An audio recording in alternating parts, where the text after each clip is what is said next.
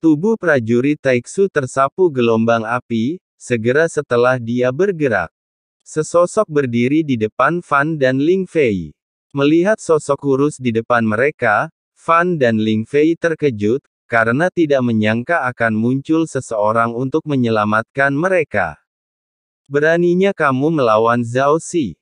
Para prajurit Taiksu yang terpesona dan terkejut kemunculan sosok itu, memandang Xiao Yan tanpa rasa takut. Qi bergegas menuju Xiao Yan. Xiao Yan mengepalkan tinjunya erat-erat, tidak memberikan ancaman apapun dalam menghadapi pertempuran Taiksu ini. Xiao Yan, prajurit Taiksu yang bergegas maju lebih dulu, tinjunya bersinar dengan cahaya keemasan. Prajurit Taiksu itu terkena tinju Xiao Yan dengan suara bang. Bahkan dengan baju besi Susen yang melindungi tubuhnya, Taiksu, dia masih tidak bisa menahan pukulannya dari kekuatan Zhu Jing Yuan Shen. Armor Dewa Kekosongan meledak, dan sosok di dalamnya tidak terkecuali itu meledak, darah dan daging berceceran di mana-mana. Sial, kenapa masih ada keberadaan setingkat ini di Laut Barat? Meskipun para pejuang Taiksu ini tidak memiliki jiwa, mereka memiliki kecerdasan tertentu dibandingkan dengan boneka. Anda harus melarikan diri jika Anda tidak bisa melawan. Tapi bagaimana Xiao Yan bisa memberi mereka kesempatan? Saat dia melangkah keluar dengan kakinya, semua prajurit Taiksu di depannya langsung terbunuh dengan satu pukulan. Armor, daging, dan darah Dewa Kekosongan semuanya hancur berkeping-keping. Xiao Yan tidak mendapat untung, karena saat ini dia bisa melihat segala sesuatu di depannya, dan Mu Huo telah ditekan. Saat menghadapi para prajurit dewa palsu ini, kemarahan Xiao Yan dilancarkan dengan tinjunya. Adapun Taiksu di sekitarnya, seseorang telah menangani semuanya atas nama Xiao Yan. Lama tidak bertemu, kalian berdua. Bukankah kalian sudah meninggalkan West Sea Void? Kenapa kamu masih di sini? Xiao Yan pernah bertemu sebelumnya, dan Lin Nengji telah hancur total pada saat itu. Tapi melihat Fan dan Ling Fei muncul di sini, itu jelas karena energi spiritual. Dunia psikis tidak hancur total. Masih ada beberapa orang dan selir yang tersisa, memilih kembali ke West Sea Void, hanya karena ingin menyelamatkan rakyatnya sendiri. Namun, perjalanan ini hampir merenggut nyawa mereka berdua. Saat mereka hendak pergi, mereka hampir dicegat oleh kelompok Taiksu ini. Untungnya, Xiao Yan muncul lagi. Terima kasih senior. Ling Fei sepertinya masih ingat bahwa dia tidak pernah menganggap serius Xiao Yan selama kontes segala alam. Namun waktu telah berlalu. Namun setelah hampir 1000 tahun, Xiao Yan telah berkembang menjadi eksistensi yang berada di luar jangkauannya. Ketika mata Xiao Yan menatap mereka berdua, dia merasa santai dan tanpa kekuatan sama sekali. Ling Fei merasa malu untuk beberapa saat. Kekuatan bukanlah modal yang gila.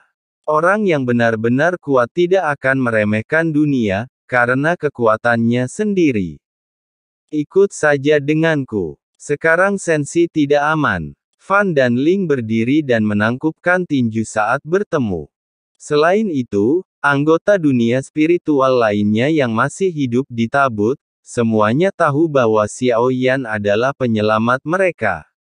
Mereka berdiri satu demi satu, mengepalkan tangan dan menangkupkan tangan. Ini adalah beberapa ramuan penyembuhan untuk dibagikan kepada semua orang. Xiao Yan melambaikan tangannya dan mengeluarkan sebotol ramuan, penyembuhan yang tidak terlalu bagus, tetapi bagi Lin Fei dan Fan, itu dianggap kualitas terbaik.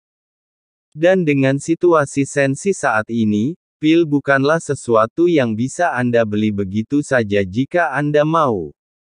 Status alkemis juga meningkat pesat karena kelangkaan obat mujarab. Lagi pula, saat menghadapi perang, pil juga merupakan perbekalan yang sangat penting, terutama pil penyembuh dan perbekalan, yang jumlahnya sangat langka. Pulihkan sesegera mungkin. Karena Anda masih bisa bertahan dalam bencana tersebut, Anda harus membalaskan dendam orang yang telah mati. Xiao Yan memandang mereka berdua dengan serius dan berkata, dunia spiritual sebagian besar diperbaiki oleh jiwa, dan kekuatan jiwa sangat kuat. Tapi ia tidak bisa menahan kekuatan penghancur, ribuan pasukan dari dunia Taiksu, menyebabkan dunia psikis dan seluruh kekosongan Laut Barat runtuh. Mungkin hanya mereka yang cukup kuat yang dapat meninggalkan kehampaan Laut Barat, saat menghadapi bahaya, namun ada banyak sekali makhluk yang tidak dapat meninggalkan kehampaan dan bintang, dan mereka hanya akan berakhir dalam reruntuhan. Seluruh Laut Barat penuh dengan makhluk nihilistik yang hampir mati, itulah sebabnya kebencian di sini begitu besar. Tanpa kecuali, ark anti peradangan lainnya mendistribusikan ramuan penyembuhan, memungkinkan ark ini mengikuti mereka ke dunia bawah. Setiap kali Anda bertemu orang-orang yang mengenakan armor dewa palsu, Anda akan membunuh mereka semua tanpa melepaskan satu pun dari mereka. Xiao Yan segera memberi perintah. Tidak ada keraguan tentang kekuatan tempur 50.000 dewa abadi ini. Tidak lama setelah memasuki lubang cacing, pemandangan ini kembali mengejutkan Xiao Yan.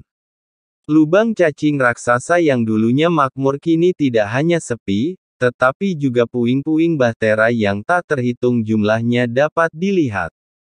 Karena suhu di dalam lubang cacing sangat rendah sehingga siapapun yang jatuh di sini berubah menjadi patung es.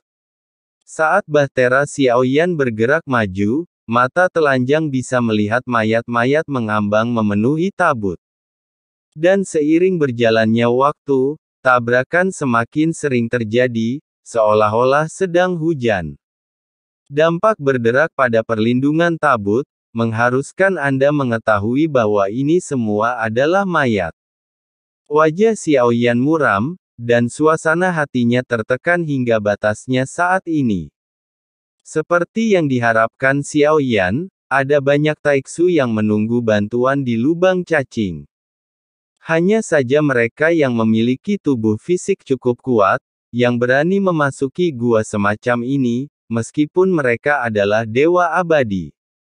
Namun, kebanyakan dari mereka tidak pergi dengan tergesa-gesa, karena dorongan hati mudah tersesat. Saat mereka ragu-ragu, seberkas api muncul di lubang cacing. Perahu angin anti-inflamasi vegetasi Taiksu ini datang. Namun sebelum mereka sempat mendekati api, mereka langsung terkejut dan meledak. Bum bum bum. Apa yang saya lihat adalah ledakan terus-menerus. Bagian depan bahtera yang terlalu kosong ini meledak.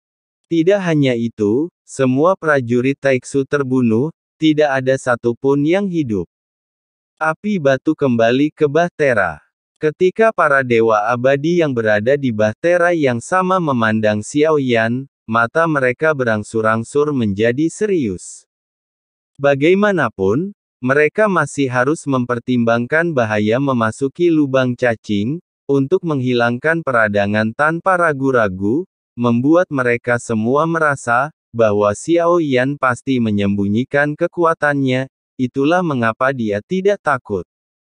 Ada raksasa persegi besar di arteri serangga yang sama dengan ketiadaan Wang Beiming. Ini adalah nomor ilahi Taiksu dari Taiksu. Ketika ada banyak korban jiwa di rumah-rumah di distrik Xihai, orang-orang segera dikirim untuk membunuh semua orang yang tak tersentuh ini. Suara mendesing. Di dalam Dewa Taiksu, hanya ada bahtera kecil yang tak terhitung jumlahnya dan Taiksu Sengsai dikirim, dengan ribuan prajurit Taiksu. Setelah mendapatkan sumber daya dari dunia sensi, Taiksu dapat membiakkan sejumlah besar tubuh, yang dapat digerakkan oleh baju besi susen tanpa jiwa. Meskipun obat ini tidak dapat mengatasi peradangan, obat ini sangat mematikan bagi mereka yang memiliki kemampuan bertarung yang kuat. Adapun Douxian Doudi, mereka pada dasarnya dihancurkan dan dibunuh oleh Taixu. Seharusnya ada semacam dewa abadi yang muncul di Shihaisuwu, dan saya khawatir mereka tidak dapat menyelesaikannya sendirian. Kali ini aku harus melakukannya sendiri. Salah satunya mengenakan baju besi tanpa pelindung kepala. Dia memiliki sosok yang tinggi dan lurus, dan penampilannya luar biasa.